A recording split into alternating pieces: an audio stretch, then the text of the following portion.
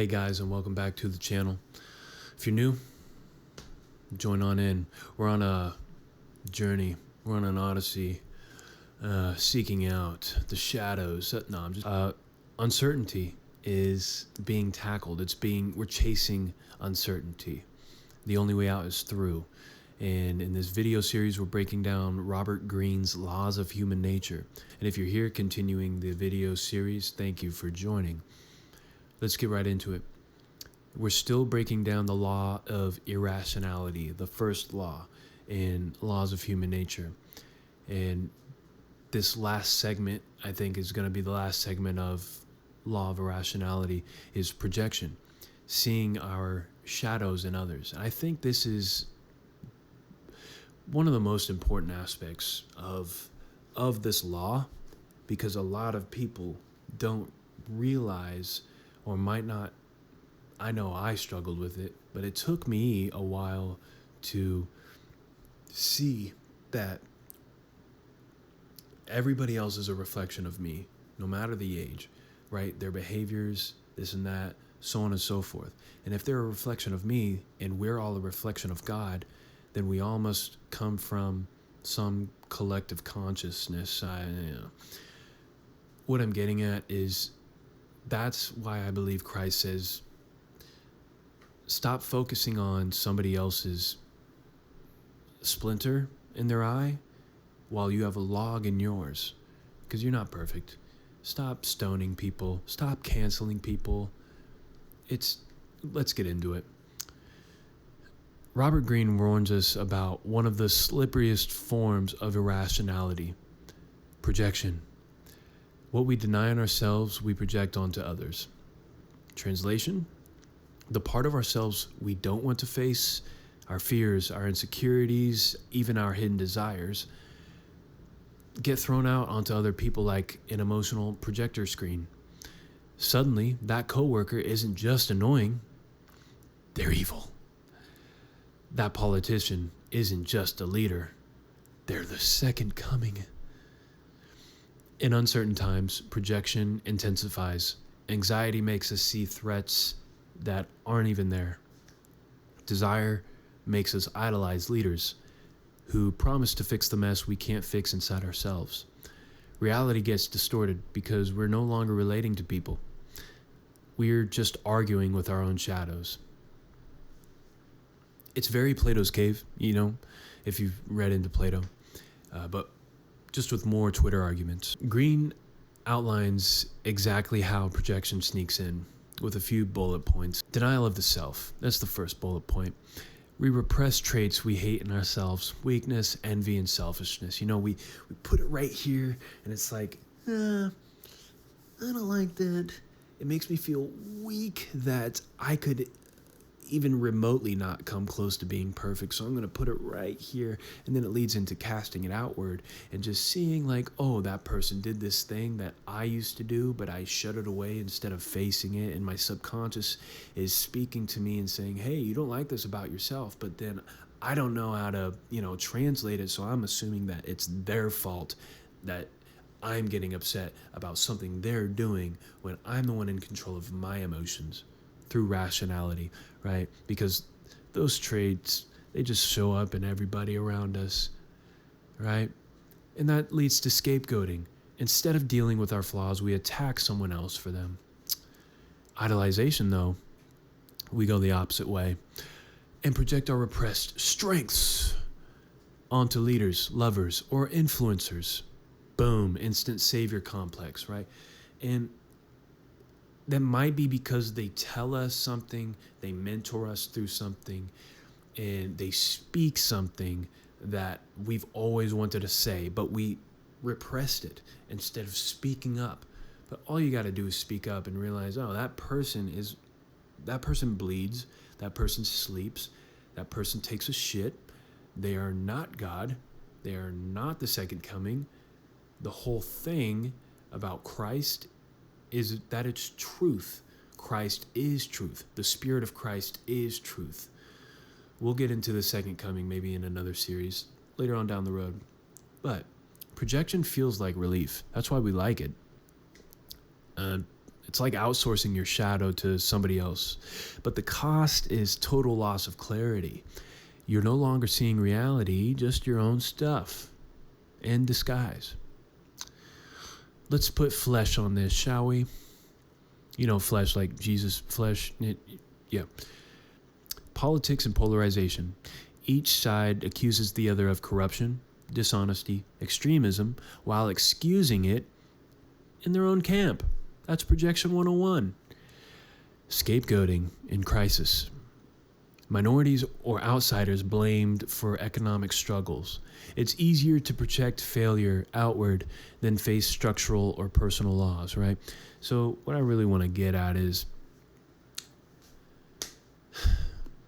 our founding fathers took things into their own hands. The founding fathers, I mean America. But think of this. We blame, no, I'm not saying they're innocent, but blaming immigrants and this and that for our economy, for this and that, no, it's personal flaws. It's because you made a bad financial decision. You idolized something else. You watched too much, and this is me too, but I'm not blaming anybody for my problems other than me. I'm taking extreme ownership, right? The point is that if we as the American people took accountability for the things in our own country, it would be a revolution, right? And I don't even mean it has to be a violent revolution. I'm saying, like, look, if you want to take accountability of your house, you clean the house. If people want to take accountability of their city, you all get together and figure something out rationally, even though that's damn near impossible these days. But think of that on a nation scale, a national scale. That's the Revolutionary War. But idolizing leaders, when we imbue politicians, celebrities, or influencers with mythic power, spoiler, disagreement is guaranteed. Because they might say something and like, I don't really agree with that. Or you might be so naive that you're like, I was wrong. This person is a mythic being and I need to follow them. I was wrong. Instead of having a spine and going to live it out, gain some wisdom on your own. And then personal relationships, right? Like, have you ever accused your partner of being jealous, selfish, or non-committal? Only to realize, ouch, that might be you. This is why, this is the scary part, because it's so convincing. Projection feels so real, right? Because the target is real. A person is real. A party is real. A group is real.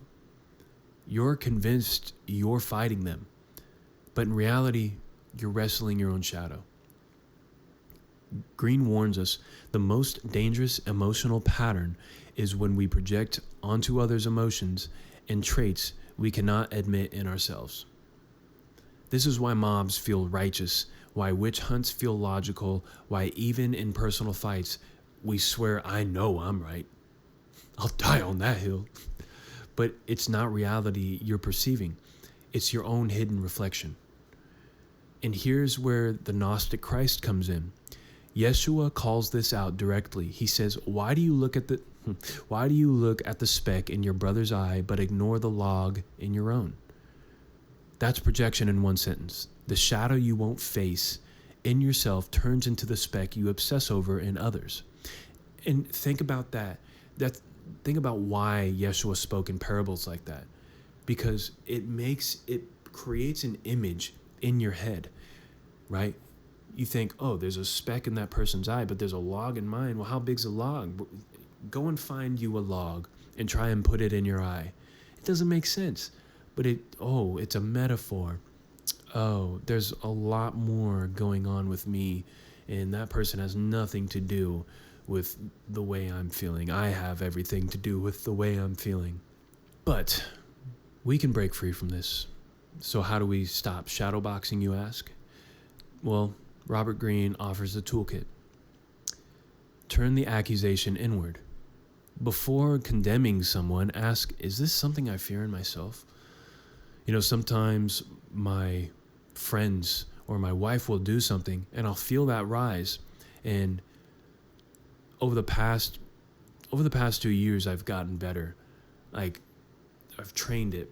But I will ask myself, is this something I fear in myself? Or is this something that I don't like within myself? And then that allows me to step back and have a better conversation, or just, if it's something ridiculous, I'll laugh, and not in a condescending way, but I'll laugh because that's something I do too. And it's like, we're human, it's okay. It's okay for us to laugh at things. We're all going to die. Oh no, this just in, we're all going to die. Seek disconfirming evidence. Actively look for ways the person contradicts your projection. Yes, even if it hurts your ego. Look, your ego has kept you alive all the way up until now. It's not your end all be all, right? You internally, you can die and be resurrected, right? That's also the story of Christ. Dying who you were, killing your ego so that you can be resurrected into something brighter, something that will help shape the world and bring it anew, bring heaven to earth. And especially this, own your shadow. Admit your envy, your fear, and your selfishness, especially to yourself. Owning the flaw disarms its power. And I really want you to think of this. Think of the Conjuring movies, or any movie about possession, right? What do the priests or the exorcists have to do to get the demon out? They have to say it by name. They have to confront the demon. But in this, what we need to understand, that demons are balls, bright balls. I know you can't see them, but you can feel them. And the brighter an energy is, the brighter a demon is, the stronger it is attached to you. And some of them are like leeches. Some of them are ticks, right? They just grow and grow and grow. And you might not know they're there. But if you confront it, you call it out. I'm being selfish right now. I need to sit back. It's actually going in. I'll be a little honest here. When this next chapter, the video after this one, is the Law of Narcissism, right? And I remember just thinking, gosh, some people can be so narcissistic. And then I took a class on narcissism, this college class on narcissism. And as I was taking it, it was revealing things about me. I could feel the emotion inside of me getting flared up, but I'm only getting flared up because this guy is calling me out. This guy, and he doesn't even know me. He's not even calling anybody out. He's just educating me. But that knowledge, right, brings us back. Would you read a book for your country? You would die for your country, but would you read a book? Would you educate yourself for your country so that you can rationalize yourself and bring forth good fruit? My point being is that I called the narcissism out within me, and I stopped accusing so many other people of doing it. And de-idolize your leaders. Stop giving people God tier status. Respect or critique them, yes, sure, but don't hand over your sovereignty. In other words, don't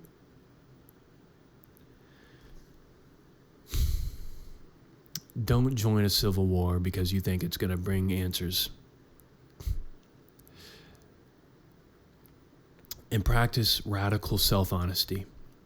Journaling, therapy, prayer, meditation. Bring the repressed light up so it stops hijacking your vision. Breathing will do so much. And I breathe all the time. I've been breathing since I was born. Yes, automatically, right? Autopilot breathing. But I mean, close your eyes, put a blindfold on, and pay attention to your breathing. Box breathe. Inhale 4, hold 4, exhale 4, hold 4. Keep going. and just listen to your breathing. Focus on the breathing. Don't focus on the thoughts. The thoughts will come in, right? But then once you catch that you're focused on the thoughts, you can let go and be like, whoa, that's not me. I am the breath, right? This is classic shadow work. Carl Jung said it. Greene teaches it. Yeshua embodied it. Freedom starts when you stop outsourcing your demons. Greene reminds us this. Rationality requires turning inward before projecting outward. What you deny in yourself will control you from within. In uncertain times, this is armor. The more we understand our own fears and desires, the less likely we are to mistake them for enemies or saviors outside. Or in Gnostic language, until you reconcile with the shadow inside, you'll keep mistaking phantoms outside. Christ consciousness is simply see what is true, not what you project, because Christ is truth. And from shadow brings clarity, because projection blinds us by making the world a stage for our inner drama. But if we reclaim our projections, if we own our shadows, then we can finally see people as they actually are. Probably a lot lighthearted than what we projected onto them. Or we can see that they're going through the same struggles that we're going through, and we can have empathy towards them and not hold them as an enemy. Rationality begins with humility, humbling ourselves, realizing that we're not perfect and we never will be, admitting that what we see might be colored by what we fear or crave. And Greene says it best, your task is simple. Turn inward and see the source of distortion. What you gain from that is freedom. And freedom is the whole point. Christ didn't come to reinforce projections. He came to pierce through them. You will know the truth, and the truth will set you free. Free from shadows, free from scapegoats, and free to see reality as it is. Thanks for watching this episode. Leave a like, engage in the comment section. Tell me what you liked, tell me what you didn't like. If you liked it, I'll keep it the same, so on and so forth. And we're going to continue on with the other laws, and I think from now on, it'll just be, unless I like it some more, whatever, I think it'll just be each law instead of breaking each law down into multiple videos. But yeah, thank you. Subscribe or just hang out and go do your thing. Catch you on the flip side.